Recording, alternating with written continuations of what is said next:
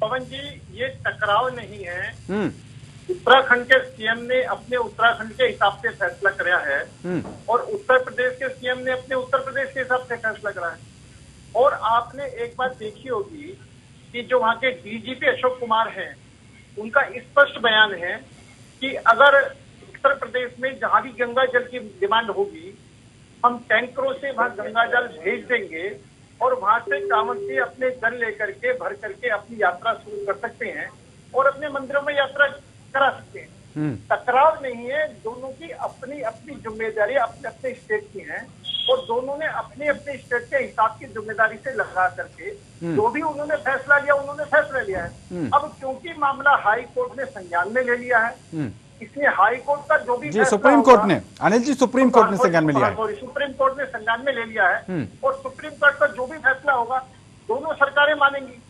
यहाँ टकराव नहीं है, वहाँ यहाँ निश्चित तौर पर। दूसरा एक बात आपने और देखा होगा कि योगी जी ने जब इसकी घोषणा करी तो सारे अधिकारियों के साथ मिलकर के उनसे स्पष्ट कहा है कि दिल्ली, राजस्थान, हरियाणा, उत्तराखंड के साथ मिलकर के एक गाइडलाइन तैयार करी है, उसके दिशा निर्देश दिए जाए जिसके अनुसार ही कांवड़ यात्रा शुरू हो।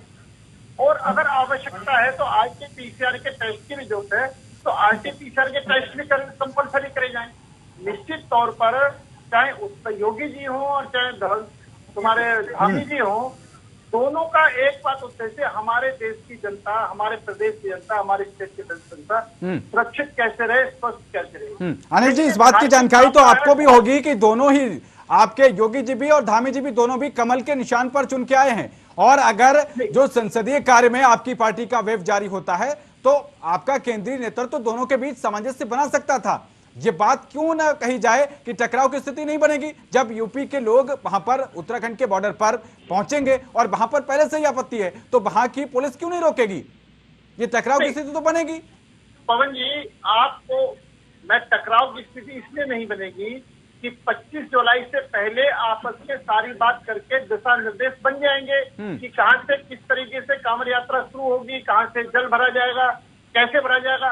लेकिन अब माननीय सुप्रीम कोर्ट के बीच में आ गए तो इसमें अभी उस पर कुछ भी कहना, अभी उस पर कोई भी तैयारी करना, सुप्रीम कोर्ट का क्या आदेश होगा, उसके बाद में सरकारें बैठ करके किस तरीके से रास्ता निकालेंगी, ये आपस में बैठ करके रास्ता निकालना है। क्योंकि एक कांवड़ यात्रा छोटी यात्रा नहीं है, ये बहुत बड़ा धार्मिक मामला है और बहुत बड़ी यात्रा है। इसलिए धार्मिक भावना का भी ख्याल रखना है और वहाँ के नागरिकों के स्वास्थ्य की भी चिंता करनी है, कोरोना की भी चिंता करनी है। तो ये बैठ करके, ये आपस में विवाद नहीं है, दोनों बैठ करके रास्ता निकल जाए, कोई चिंता नहीं। पवन जी, निश्चित तौर पर जिस तरीके से हमारे सीएम साहब ने, योगी जी ने पूरे उत्तर प्रदेश के अंदर कोरोना काल के होते हुए भी अपनी जीवन को दांव पर लगा करके पूरे उत्तर प्रदेश के अंदर घूम करके कोरोना को कंट्रोल करा रहा है। आज जिसका वास्तव में पूरे हिंदुस्तान के अंदर सबसे ज्यादा कंट्रोल कराई कोरोना को यूपी के अंदर योगी सरकार ने कराई और इन अफसरों की ही मेहनत की वजह से कराया। इन अफसरों ने भी ईमानदारी से मेहनत करी है और ये बात तय है कि अगर अफसर शासन, सर, इन अफसरों ने कितनी मेहनत की, ये आपके सांसद, आपके तमाम विधायक, आपके कैबिनेट मंत्री लगातार पत्र लिख लिख कर मुख्यमंत्री को पहले बता चुके हैं कि इन अधिकारियों ने कितनी मेहनत की। आप मेरे मुंह से दोबारा सुनना चाहते हैं तो मैं दोबारा बताइए, नाम गिरा दूं। पवन जी, एक बात, जिस टाइम आप जिस समय की जिक्र कर रहे हैं उस समय तो पूरे हिंदुस्तान के अंदर बड़ी विस्फोटक स्थिति थी। चाहे यूपी हो, चाहे पंजाब हो, चाहे राजस्थान हो, चाहे दिल्ली हो, चाहे बॉम्बे हो, और बहुत ही बुरी, एकदम भयानक से बहुत तेजी से जो कोरोना बढ़ा था। अरे कुछ बीच का समय ऐसा था जहाँ पर वास्तव में अफरा तफरी मच गई थी और उस समय भी बड़े धैर्य के साथ योगी ने जिस धैर्य का परिचय देते हुए उत्तर प्रदेश के अंदर इसको कंट्रोल करा, ऑक्सीजन प्लांट लगाए, चीजों को ठीक करा और बीमारू प्रदेश को होते हुए भी, सबसे गरीब पिछड़ा प्रदेश होते हुए भी उन्होंने जिस तरीके से कंट्रोल करा वो वाकई में प्रशंसनीय है। और ये जो स्थिति अकेले यूपी में नहीं हुई है, उस टाइम आप महाराष्ट्र में देखो, उस टाइम आप पंजाब में देखो। वो आप दूसरे विषय पर जा रहे हैं। कोरोना के इंतजामों की बात हम जरूर करेंगे, किसी और दिन आपको जरूर बुलाएंगे, लेकिन आज बात चल रही है कांवड़ यात्रा को लेकर। कांवड़ यात्रा का स्वरूप आपने भी देखा है, लाखों की संख्या में बड़े बड़े जत्थे जाते हैं, ट्रैफिक कंट्रोल करना मुश्किल हो जाएगा। नहीं, तो ये जो जत्थे चलते हैं निश्चित तौर पर एक डिस्टेंस के साथ में चलते हैं, सब आगे बढ़ते रहते हैं। यहाँ पर बहुत सड़कों पर एक रैली टाइप की तो चलती है कि 10-20 फीट मिल गए, फिर 10-20 मिल गए, फिर 10-20 मिल गए, लेकिन वो इस तरह का हजूम नहीं होता जिस तरह के हजूम की हम कल्पना कर रहे हैं। तो निश्चित, और जब हम पूरे तरीके से RT-PCR के टेस्ट की आवश्यकता वो भी कराएंगे, कोरोना नियमों का पूरी तरीके से पालन करेंगे और कोरोना नियमों का पालन करते करते यात्रा को चलाएंगे, तो निश्चित तौर पर अगर सुप्रीम कोर्ट आदेश देगा तो पूरी व्यवस्था के साथ हम इस यात्रा को निकलवाएंगे। अब क्योंकि सुप्रीम कोर्ट में मामला है, इसमें बहुत अधिक हम सुप्रीम कोर्ट के ऊपर कुछ कह नहीं सकते। नहीं, सुप्रीम कोर्ट ने फिर भी पवन जी, हमने स्पष्ट तौर से योगी सरकार जी ने उत्तर प्रदेश के अंदर कांवड़ यात्रा की परमिशन दी और आज समाजवादी पार्टी इस पर स्पष्ट कुछ कहने के लिए तैयार नहीं है कि वो इसके समर्थन में है या इसके विरोध में।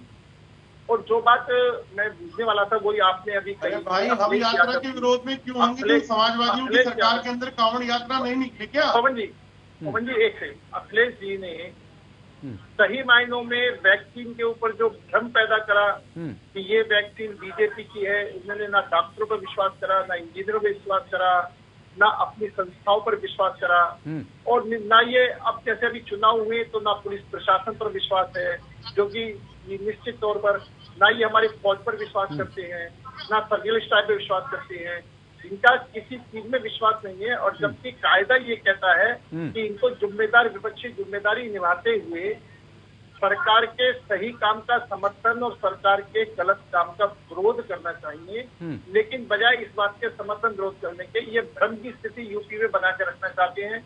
एक विशेष समुदाय को खुश करने के लिए ये निश्चित तौर पर अपने आप को स्पष्ट नहीं बता रहे कि हम कांवड़ यात्रा होनी चाहिए नहीं होनी चाहिए, लेकिन वो भ्रम पैदा करके और एक मुस्लिम समुदाय को खुश करने के लिए ये इस तरह की बातें कर रहे हैं।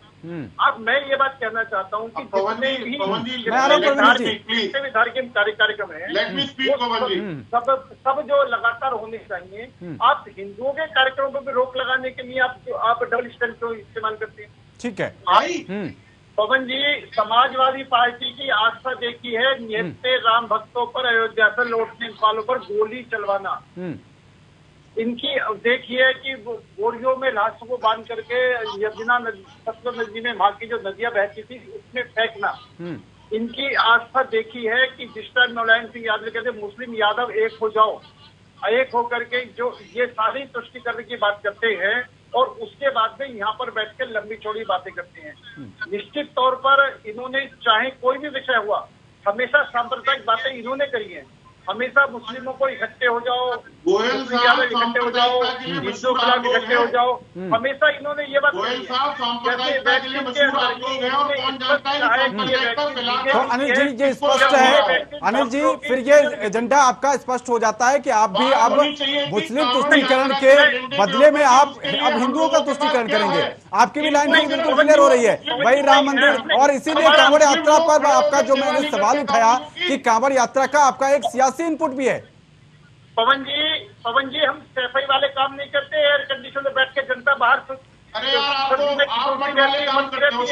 और आप सफाई के अंदर ऐसे लेते हैं। मुख्यमंत्री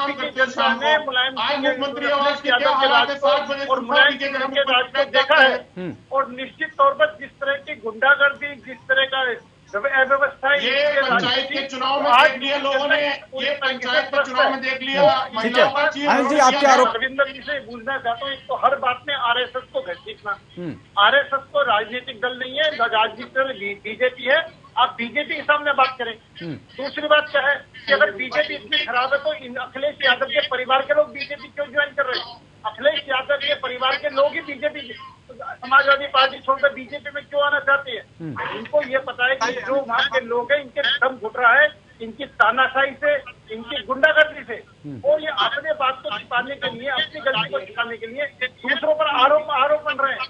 बीजेपी ने हमेशा विकास की बात करी है कि देश का विकास कैसे हो, उत्तर प्रदेश का विकास कैसे हो, और उस विकास की पटरी पर आज उत्तर प्रदेश चल रहा है। जो इनको अखर रहा है, जो इनको ये देख रहा है कि अगर इस तरीके से विकास होने लगा तो हमारी पार्टी जीरो हो जाएगी, लोग हमें भूल जाएंगे। लेकिन अनिल जी सवाल तो उठेंगे क्योंकि जिन अधिकारियों के दम पर आप इतने बड़े आयोजन को हरी झंडी आपने दिखाई है, आपको पता है लाखों लोगों के हुजूम होते हैं इसमें, और ऐसे में सोशल डिस्टेंसिंग का पालन कराना लगभग असंभव हो जाएगा। आप कोविड की आरटीपीसीआर नेगेटिव रिपोर्ट की बात करते हैं, आप सर वो जत्था आएगा, मैंने अपने हाथों से, मैंने आंखों से कवर किया है, मैंने देखा है वहां पर कि कितने बड़े बड़े जत्थे आते हैं, सारी व्यवस्थाएं धरी की धरी रह जाती हैं।